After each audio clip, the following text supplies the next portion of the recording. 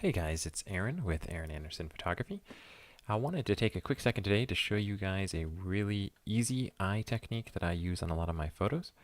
I showcased it in the One Light Photoshop tutorial that we did a little while ago, but I wanted to make sure I did it by itself because it felt a little lost and that one was a little bit long.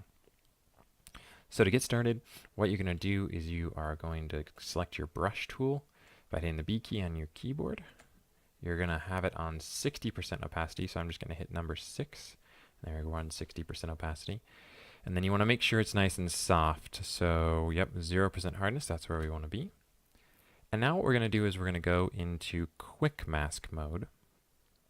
And quick mask mode, the easiest way to get in is by hitting the letter Q on your keyboard. You can also click this icon down here right below your foreground and background colors, and you'll see it change once I hit Q. And that means you're in quick mask mode. Just a side note, quick mask mode can wreak havoc on you if you don't know you're in it. So if you're ever in Photoshop and it's not doing anything you want it to do, try checking to see if you're in quick mask mode, and that could be a lifesaver. So now what we're going to do is we're going to paint on the eyes. So I'm going to zoom in here so I can see the eyes well. Again, 60%, and I'm just going to paint on where the light would naturally fall. So I'm going to put some right in here. That looks good. And then this back eye here has a little bit, so we're just going to kind of brush right in there. And we want to stay away from the shadows as much as possible because there wouldn't be light on there, so we don't want to add any where there wouldn't be. So now we're going to back out, and you can see my new red selections there. And actually, they're just a preview right now. So I'm going to hit Q again, and it's going to jump me out of quick mask mode and turn this into a selection. The only problem here is that everything except for what I want is selected right now, so we need to invert this selection. So we're going to hit Control-Shift-I or Command-Shift-I on a Mac, and now just the eyes are selected, and that looks great.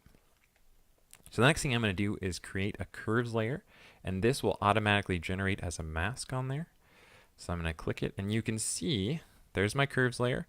And if we look at this mask, there is the only place that it's being applied right there. So that's exactly what we want. Now I'm going to change the blend mode of this curves layer to screen, and you'll see these eyes get much brighter, much faster. So there the eyes are, super, super bright. A little heavy-handed, but bear with me because we're going to do some more stuff. I'm going to name this layer screen. And then I'm going to duplicate this layer up, and I'm going to just click the layer and Alt or Option drag it up. And there it is. Now it's super duper bright.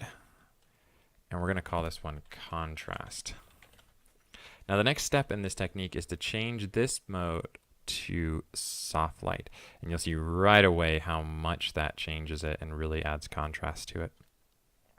So there it is without the contrast layer, and there it is with the contrast layer. Looks a lot more natural already. Usually though, for me, this is too much. And so what I'm going to do is I'm going to take these two layers and select them by Control or Command clicking the second layer. And then I'm going to hit Control or Command G to turn those into a group. And we will call this group Eyes.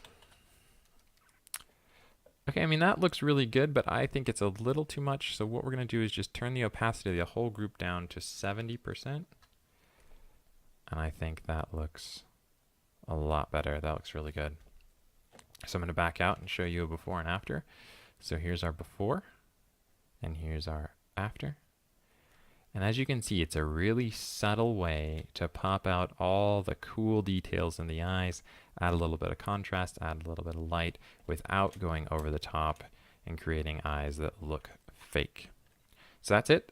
That's a quick and easy way to pop out your eyes in Photoshop.